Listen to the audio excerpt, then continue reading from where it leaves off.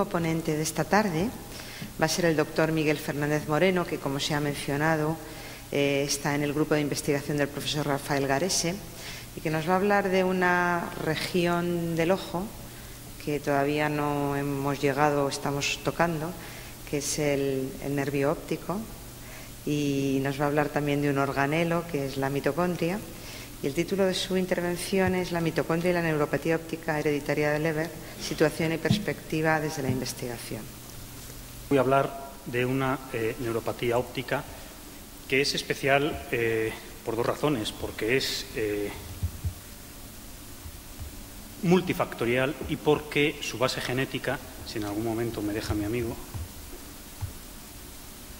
su base genética no es nuclear, no es de herencia mendeliana, que es la neuropatía óptica hereditaria de Leber. Esta neuropatía la enfermedad la describió en el año 1871 este oftalmólogo alemán, Theodor Leber, y ya apuntó a 4 características comunes en los enfermos de León de esta neuropatía: ser hereditaria, estar sobrerepresentada en los varones en lugar de las hembras, de las mujeres, manifestarse en edad joven de la vida, entre los 20 y los 30 años, y en el carácter secuencial de la pérdida de la visión. Cuando comienzan a manifestarse los síntomas en un ojo, en pocos días, semanas, comienzan en el otro ojo y conduce a la pérdida de la visión. Durante muchos años se pensó que era una enfermedad ligada al cromosoma X porque su herencia es materna. Y no fue sino hasta 1988 cuando Wallace y colaboradores describen el soporte genético de esta enfermedad en el genoma de la mitocondria. Entonces, yo en esta charla quiero dar 4 pinceladas breves sobre la mitocondria, en primer lugar, sobre el carácter multifactorial de esta enfermedad, sobre qué se puede hacer desde el laboratorio de investigación en relación a esta enfermedad y una última pincelada de esperanza. En primer lugar, les voy a presentar a la mitocondria, a aquellos que no la conozcan. La mitocondria es un orgánulo subcelular, una habitación dentro de la célula que es el producto de la simbiosis, de una simbiosis que se produjo hace más de 2.000 millones de años, la historia es antigua, entre el precursor, el ancestro de las células superiores, las que tenemos todos nosotros, los mamíferos, los hongos, las levaduras, etcétera, y una bacteria que tenía una propiedad especial, y era que era capaz de sobrevivir en un ambiente venenoso. Y digo venenoso porque el oxígeno era un gas venenoso que estaba matando a una gran cantidad de organismos de la época. En lugar de engullirla y comérsela, que era lo que originalmente pretendía este ancestro, llegaron a una situación, como digo, de simbiosis, tú me das, yo te doy, y esa bacteria recibía de nuestra célula ancestral nutrientes, un entorno acogedor, y a su vez la mitocondria lo que hacía por nuestra célula era detoxificar, metabolizar el oxígeno presente. Con las nuevas técnicas incorporadas al estudio de la mitocondria en los últimos 15 años, podemos ver que esa mitocondria ya no es esa especie de judíita importante flotando en el citoplasma de las células, sino que realmente forma una retícula perinuclear filamentosa, y si cortamos uno de esos filamentos, vemos que está formada por una serie de crestas, de invaginaciones de su membrana interna, esenciales, como veremos enseguida, para su función. Después de más de 2.000 millones de años de imbricación dentro de la mitocondria, la proteobacteria original, dentro de la célula, realmente se ha llegado a imbricar en su metabolismo hasta el punto de participar en procesos absolutamente esenciales dentro de la fisiología de nuestras células, como son el envejecimiento, la diferenciación celular, termogénesis, regulación de calcio, y ser responsable de sufrir o tener la tendencia a sufrir determinadas enfermedades. Para ser rigurosos, de hecho, debemos de pensar que la mitocondria no es la misma en un mismo organismo, sino que cada tipo celular tiene una mitocondria un poquito especial y distinto de otro tipo celular. Es aquella que va a responder a su demanda energética, a su demanda, a su necesidad de mitocondria. Así, tenemos que la mitocondria de los astrocitos y la de músculo cardíaco se parece se parecen relativamente poco. Es más, incluso la propia localización subcelular de las mitocondrias también es un poquito específica. Tenemos la localización en un hepatocito perinuclear, en una neurona, en un espermatozoide, etc. En definitiva, la mitocondria de cada tipo celular es específica en su estructura y en su función. Pero ¿cuáles son las funciones de la mitocondria? Ya hemos visto que está implicada en numerosos procesos. Sus funciones son variadas, todas importantes, pero sin duda alguna la función estrella de la mitocondria es la de producir la energía que necesita la célula. Todo proceso celular que requiera energía, y son casi todos, va a depender de una u otra manera de la mitocondria. La mitocondria transforma, en última instancia, los combustibles metabólicos, fundamentalmente grupos ácidos grasos, en ATP. ATP es la moneda energética de la célula. De modo que, a través de un conjunto de complejos, denominados complejos de la cadena respiratoria, donde aquí está la proyección tridimensional de los mismos, van a transformar, van a utilizar electrones procedentes de combustibles metabólicos para finalmente oxidarlos con el oxígeno y producir ATP. Es decir, realmente es la mitocondria quien respira en un organismo eucariótico. ¿De dónde proceden estos complejos, las proteínas que se encargan de la oxidación última de los combustibles metabólicos y de la obtención de energía? Pues las aproximadamente 90 proteínas que los constituyen provienen del núcleo, de los cromosomas, donde está nuestra información genética. Sin embargo, 13 de ellas, de todos los complejos menos de uno de ellos, 13, repito, provienen del ADN mitocondrial, que es un ADN reminiscencia del genoma de aquella bacteria primigenia que entró en simbiosis con el ancestro de nuestras células eucariotas. Este genoma está presente en muchas copias en cada una de nuestras células y es de herencia materna, lo que explicó la confusión, la asociación de genética con genes localizados en el cromosoma X, que, como saben, se transmiten a través de las mujeres y en una copia de los varones.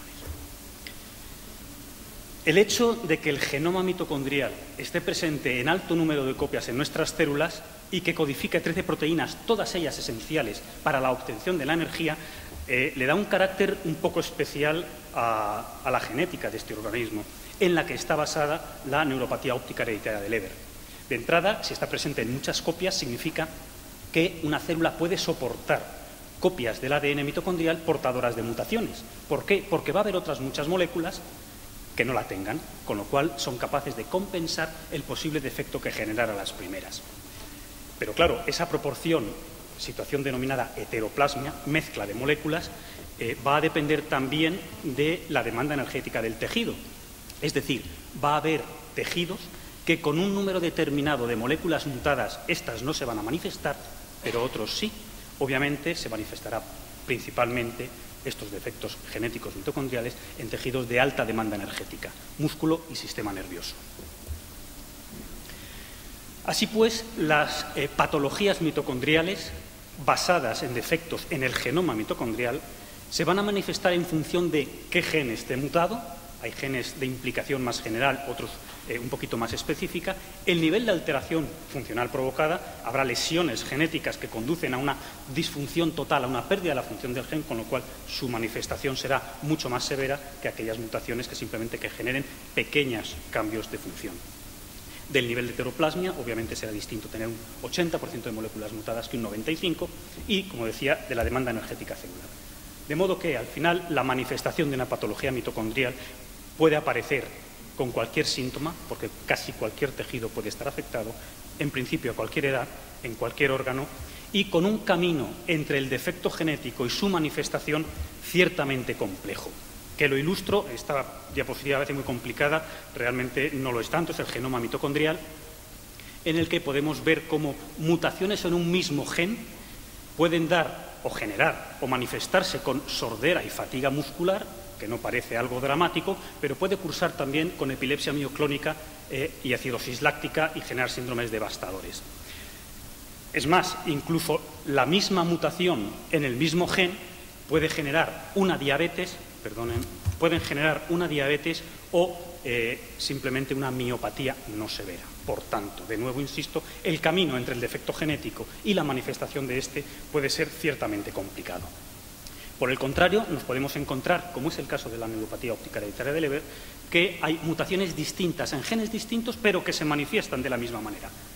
La ceguera, en este caso. Por tanto, la neuropatía óptica hereditaria de Leber es la consecuencia debida a un defecto mitocondrial que conduce a la degeneración de las células ganglionares de la retina, de las que nos habló en un principio Paco Palau cuando nos enseñó la histología del ojo. Las células ganglionares de la retina, sus axones forman el nervio óptico, de modo que la degeneración de estas células conducen a la atrofia del nervio óptico y a la pérdida bilateral aguda o subaguda de la visión central. Como he comentado, su origen es un fallo en la función mitocondrial, la prevalencia es de unos 3,2 afectados por cada 100.000 habitantes. La mayor parte de los afectados son varones y son jóvenes y, además, está afectada por factores ambientales como pueden ser el alcohol y el tabaco. Está condicionada de manera negativa. La pregunta que nos hacemos en el laboratorio es intentar saber qué está pasando aquí. Y, obviamente, la primera aproximación que uno se plantea hacer es, bueno, ¿qué está dañado en el genoma mitocondrial para tratar de entender su manifestación? Hay numerosas mutaciones del genoma mitocondrial asociadas en neuropatía óptica hereditaria de Leber, pero 3 de ellas cubren básicamente el 95% de los casos descritos. Las 3 afectan a 3 genes distintos del primer complejo de la cadena respiratoria, esos complejos que se encargaban de transformar, de dirigir electrones de combustibles metabólicos hacia la formación de ATP. Hay varias posibles aproximaciones experimentales en casi cualquier enfermedad. Una son los modelos animales. Desgraciadamente, para las patologías, no solo la neuropatía óptica hereditaria, sino las patologías mitocondriales en general, apenas existen modelos animales de ellas. Hay algún modelo murino de Lon, donde primeramente inyectan rotenona, que es un inhibidor químico del complejo 1, genera el defecto y luego tratan de compensarlo mediante terapia génica. Hay resultados razonablemente prometedores, pero realmente trasladar esto a la ceguera en humanos pues es todavía un poquito complicado y, desgraciadamente, a día de hoy aún no es posible cambiar el genoma mitocondrial. Entonces, hemos oído o leído en algún momento cómo somos capaces de cambiar genes defectuosos por genes normales, lo que es la terapia génica, pero siempre ha sido desde el núcleo. La genética mitocondrial, una de sus características es que, desgraciadamente, todavía no somos capaces de modificar su genoma. Hay numerosos modelos celulares para estudiar la neuropatía óptica hereditaria de Leber y las patologías mitocondriales en general. Son numerosos, tienen su capacidad informativa, nunca se podrán acercar a la información que da un animal completo, pero bueno, son útiles. Los modelos celulares de Lon se basan fundamentalmente en células sanguíneas y en células procedentes de biopsias de pacientes. Como digo, tienen sus ventajas y sus inconvenientes, pero de nuevo a día de hoy no podemos cambiar el genoma mitocondrial tampoco en las células. En esta tabla quiero reflejar uno de los datos quizás más relevantes que uno se encuentra cuando intenta investigar en esta neuropatía. Es una tabla de Chinnery, de la gente del centro de referencia para esta neuropatía de Newcastle, donde básicamente la conclusión es que hay numerosos resultados conflictivos, difíciles de encajar, de los datos de modelos celulares. Únicamente para muestra decir que la actividad del complejo 1 en la mutación 14484 puede variar entre el 0 y el 65%. Es decir, te encuentras modelos celulares de pacientes que te dicen que tienes un 65% de actividad, mientras que otros pacientes hay un 0% de actividad. Lo cual, pues, ciertamente para sacar conclusiones de ahí es un poquito complicado. En general, las mutaciones primarias LON, estas 3 que cubren el 95% de los casos que he comentado, se han estudiado parámetros distintos en tipos celulares que además no siempre correlacionan. Es distinto estudiar el consumo de oxígeno o la producción de energía por parte de una mitocondria. Los datos, aunque en principio apunten en la misma dirección, no siempre su correlación es así. Un defecto, un problema que nos encontramos en la investigación de este tipo de patologías es que los controles sanos presentes en la población tienen una enorme variabilidad. Es decir, hay mitocondrias funcionales con una funcionalidad, llamemos de 100, y hay otras con una funcionalidad de 50 que también son funcionales y son de individuos sanos. En función de qué sistema de referencia utilices para relativizar el efecto de la patología, pues así vamos a tener también resultados variables. En general, la función del complejo 1 está afectada, la síntesis energética mitocondrial también está afectada, aunque la celular no tanto, y finalmente realmente la afectación mitocondrial en estos pacientes pues es realmente muy variable. Como decía, solo es una pincelada sobre la enfermedad, sobre esta patología. Este es un esquema resumen de la situación de la neuropatía óptica dilatada de Leber. Se conocen factores genéticos, las mutaciones primarias asociadas a ella, pero sin embargo no se conoce muy bien qué puede decir el resto de la molécula de DNA mitocondrial, esos cambios que aparentemente no son funcionales, pero que existen de un individuo a otro. ¿Son neutros? ¿No lo son tanto? Realmente hoy sabemos que no lo son tanto, y que por tanto, además de la mutación primaria, hay cambios en el resto de la molécula del genoma mitocondrial que modifican sutilmente la manifestación de la enfermedad. Desde el genoma nuclear parece ser que también hay algo que decir. Hay genes asociados al cromosoma X, hay estudios publicados que parecen sugerir que también participan en la manifestación de la enfermedad. Están además factores del entorno, como comentaba, alcohol, tabaco, etcétera, y la conjunción de todo ello es lo que genera la disfunción mitocondrial, con una caída de la síntesis de ATP, un aumento de radicales oxidativos y todo ello conducente a la degeneración de las células ganglionares de la retina. Si se fijan en esta diapositiva, realmente hay muchas interrogaciones y lo único que está claro es que, bueno, hay más cosas claras, pero lo que es indudable es que es un defecto genético de la mitocondria, con todas sus particularidades, que conduce a una degeneración de células de la retina. ¿Qué podemos hacer, una pincelada nada más, en el laboratorio para intentar comprender qué está pasando aquí en una enfermedad tan multifactorial y además con una base genética tan complicada? Pues básicamente intentar descartar la variabilidad debido al núcleo. Como bien ha dicho el profesor Garese y la doctora Bolenta, los experimentos de Gordon nos dicen que la información genética de todas las células de un organismo es virtualmente idéntica, pero es la decodificación selectiva lo que hace a una célula ser lo que es. Bien, pues los núcleos de una neurona no están decodificando la misma información genética que los núcleos de un hepatocito.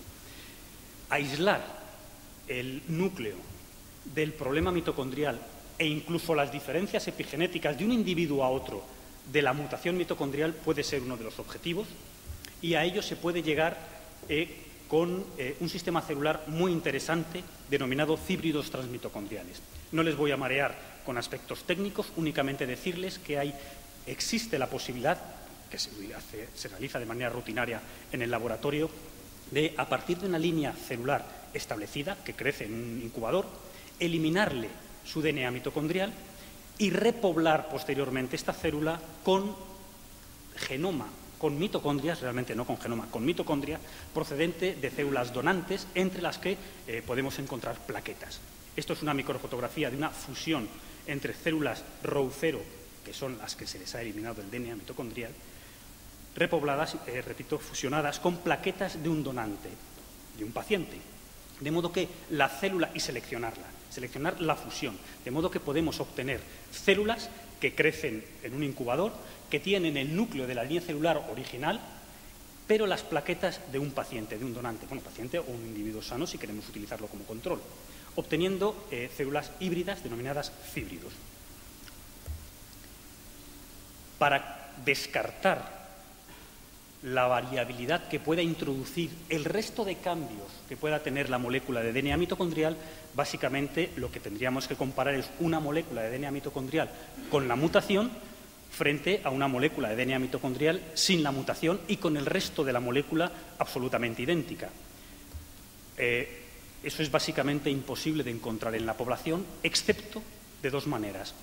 encontrar un paciente portador y un familiar próximo que tenga la misma molécula de DNA mitocondrial, pero sin ser portador.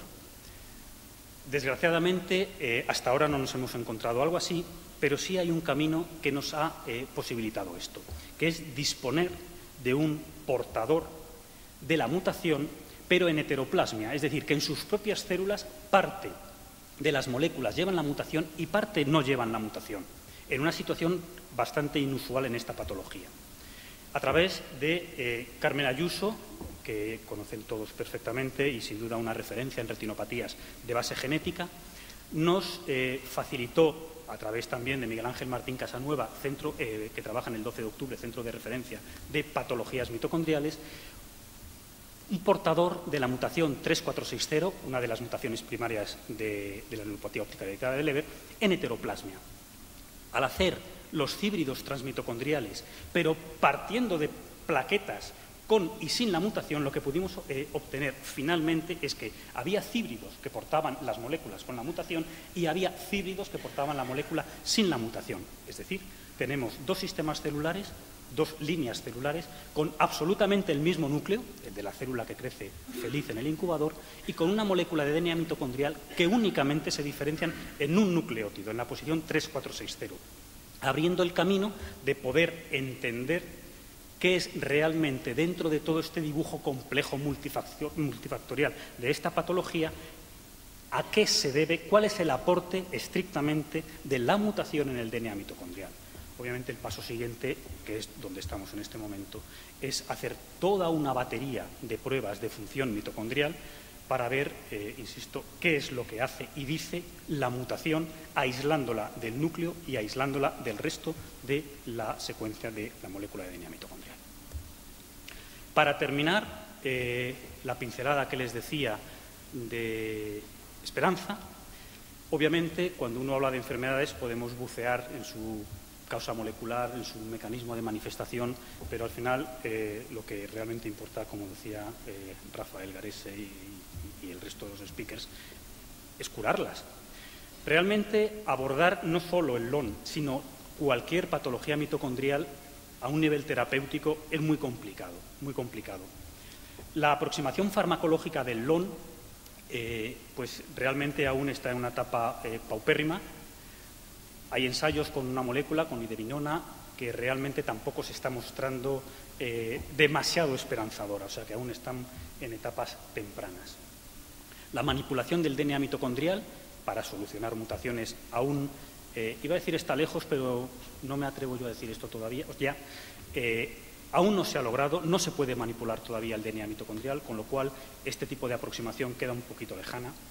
El envío de proteínas mitocondriales desde fuera de la mitocondria se ha intentado, los resultados han sido prometedores en algunos casos, pero tienen un problema y es que el genoma mitocondrial, una de sus características simpáticas que le hacen un poquito más complicado de manipular, tiene un código genético diferente al universal. De modo que si nosotros enviamos un gen codificado en el DNA mitocondrial, que somos capaces, de una manera sencilla, de clonarlo en un vector, vehiculizarlo dentro de la célula, el mecanismo de la célula de decodificarlo se va a basar no en el código genético de la mitocondria, sino en el código genético universal. Con lo cual, una de las primeras aproximaciones sería cambiar el código genético de los genes y tratar de enviarlos desde fuera de la mitocondria, lo cual tiene otra serie de problemáticas asociadas.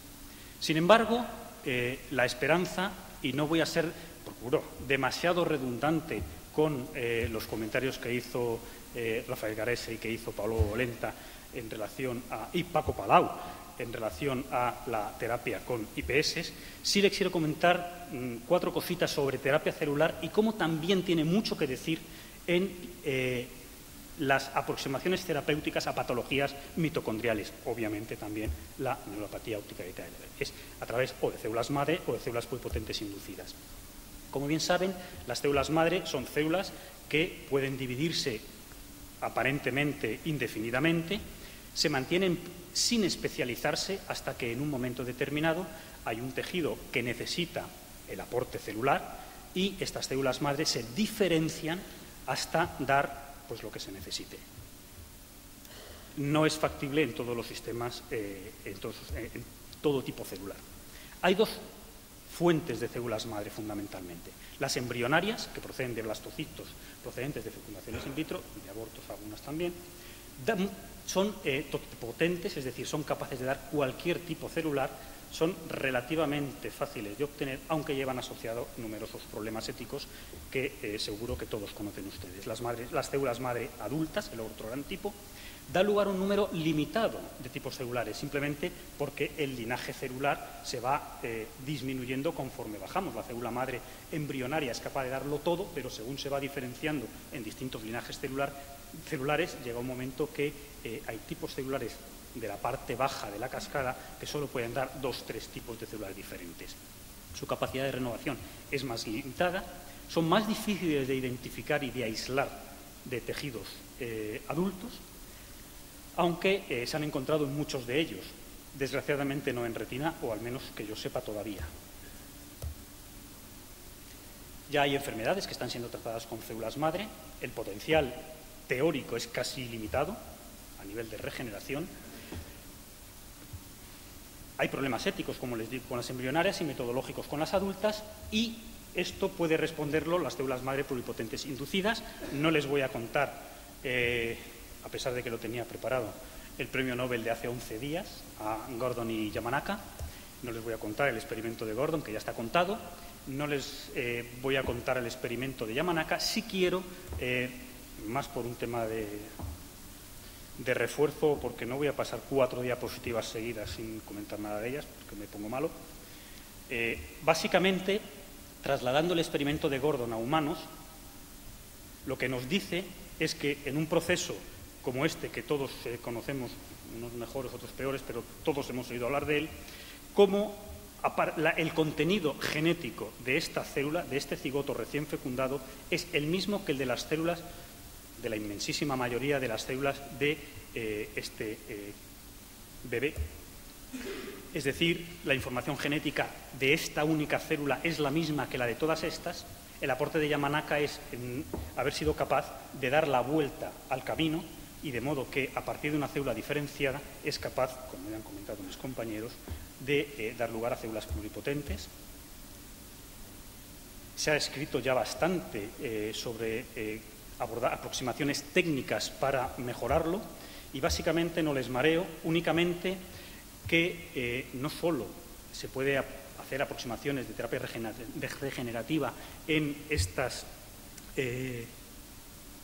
retinopatías de base genética que hemos venido viendo hasta ahora, sino que, y aquí encontramos que no hace falta realmente quizás manipular el DNA mitocondrial, sino que esto nos aporta la posibilidad de dar la vuelta y rodear el problema de la incapacidad de manipular el DNA mitocondrial, de modo que teóricamente es factible, a partir de células de un enfermo de una patología mitocondrial, generar células pluripotentes inducidas, corregir el defecto genético. Dense cuenta que aunque no podamos manipular el DNA mitocondrial, la tecnología de los híbridos tan mitocondriales nos ha enseñado que sí somos capaces de eliminarlo y sí somos capaces de repoblar, no con DNA, pero sí con las mitocondrias enteras del donante.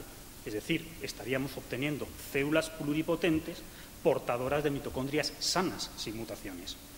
Es decir, realmente, y termino con esta diapositiva, como pincelada de esperanza, es posible inducir la reprogramación de células somáticas a células pluripotentes y posteriormente corregirlas y diferenciarlas hacia distintos tipos celulares, abriendo el camino, sin duda, de un posible reemplazo de células disfuncionales. Y básicamente esto es lo que les quería contar. Muchas gracias.